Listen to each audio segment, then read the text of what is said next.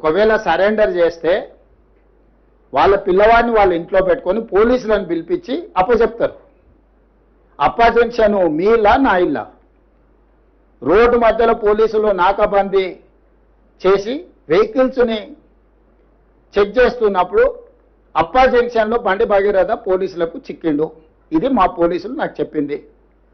నిజంగానే అతన్ని సరెండర్ చేసేది ఉంటే అతను ఎక్కడున్నాడో అక్కడికి ఈడ మా అబ్బాయి ఉన్నాడు, మీరు వచ్చి పోలీసులు ఇతన్ని సరెండర్ చేసుకోండి అని చెప్పిండ్రు అనుకోండి, అప్పుడు మనం సరెండర్ అనుకోవచ్చు. రోడ్డు మధ్యలో పోలీసులు అతన్ని కస్టడీలోకి తీసుకొని మేము అరెస్ట్ చేసినామని పోలీసులు చెప్తుంటే నేను పోలీసుల మాట నమ్మాలనా లేకపోతే రాజకీయ నాయకుల మాట నమ్మాలనా? మీరు చెప్పండి.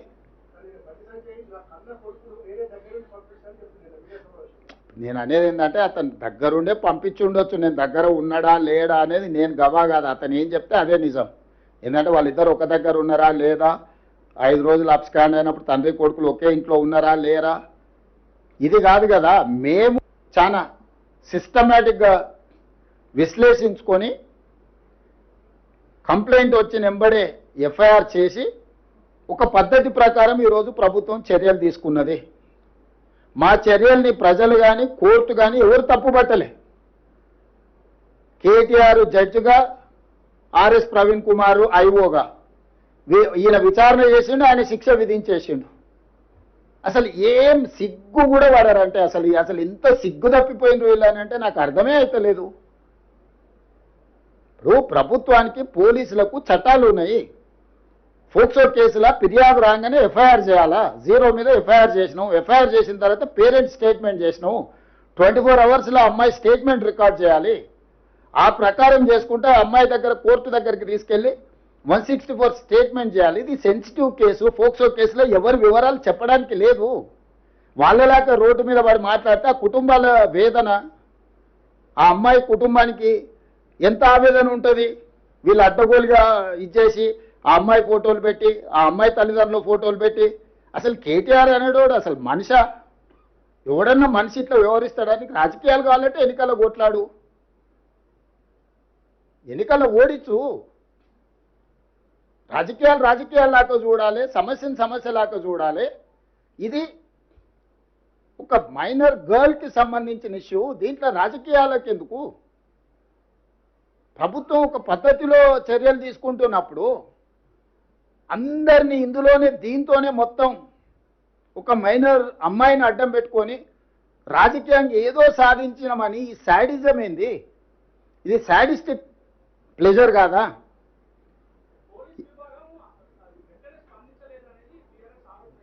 నేను అదేనా చెప్పేది, వాళ్ళ గురించి ఇప్పటి దగ్గర చెప్పింది. శాడిస్ట్ అని నేను చెప్తుంటే మళ్ళీ నువ్వు ఇంకా కొత్తది అడుగుతావేంది?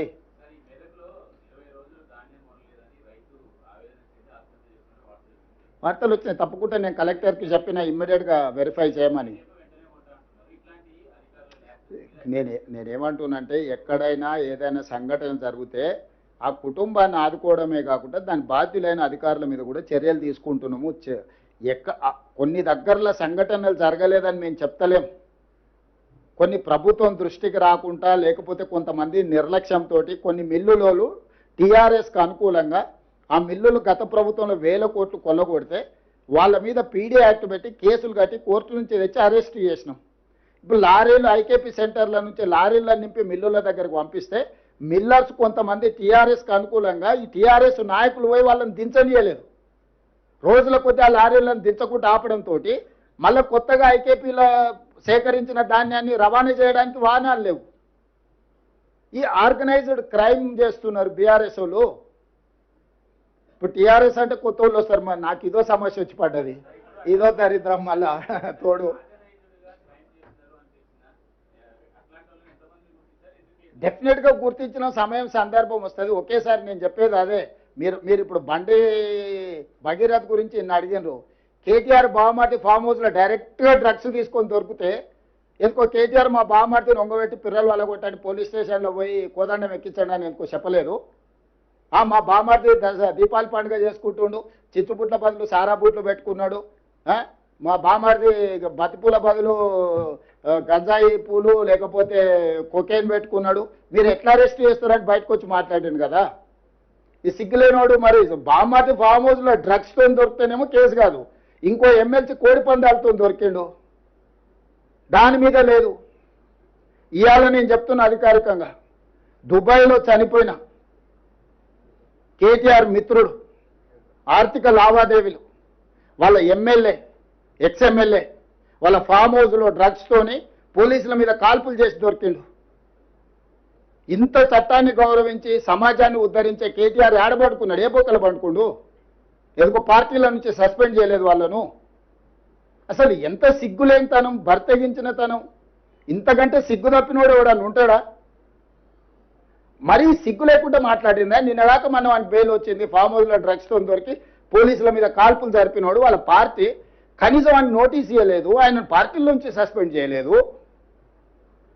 ప్రత్యక్షంగా పార్టీ ఉన్నోడు రెడ్ హ్యాండెడ్గా దొరికితే దాని గురించి మాట్లాడాడు. అతను ఆయనకు అమాయకుల్లాగా కనిపిస్తాడు, జాతిరత్నంలాగా కనిపిస్తాడు ఈయనకు. యువతల పిల్లల్ని చట్ట ప్రకారము పకడ్బందీగా చర్యలు తీసుకున్నాం. మేము కేటీఆర్ బామర్ది ఫామ్ హౌస్లో డ్రగ్స్ దొరికినా నోటీస్ ఇచ్చినాం, పోలీస్ స్టేషన్కి వచ్చి విచారణను ఎదుర్కోమని. ఈరోజు ఫోక్సో కేసులో విచారణ ఎదుర్కొంటున్న బండి భగీరథ్ కూడా ఇంటికి వెళ్ళి పోలీసులు నోటీస్ ఇచ్చిండ్రు, వాళ్ళు కొంత సమయం పెట్టిండ్రు వస్తామని. దాని తర్వాత సర్టిఫికెట్ అమ్మాయి మైనర్ ఆఫ్ మేజర్ అని ప్రభుత్వ రికార్డ్స్ మేము సేకరించినాము. అమ్మాయి ఏజ్ ఎంత అనేది ఎవరు నిర్ధారించాలి? కేటీఆర్ ఏమన్నా సర్టిఫికెట్ ఇచ్చే అథారిటీనా? ఆర్ఎస్ ప్రవీణ్ కుమార్ ఏమన్నా ఐఓనా? ఐఓలు వెళ్ళి స్కూల్లో అమ్మాయి బర్త్ సర్టిఫికెట్ తీసుకొని, 10th క్లాస్ సర్టిఫికెట్ తీసుకొని, అమ్మాయి హాస్పిటల్స్లో బర్త్ సర్టిఫికెట్ తీసుకొని, ఆధార్ కార్డు తీసుకొని, ఆ అమ్మాయి మైనర్ అని నిర్ధారించుకొని ఇమ్మీడియట్గా ప్రభుత్వం యాక్షన్లకు దిగింది. కోర్టు కూడా మమ్మల్ని తప్పు పట్టలేదే.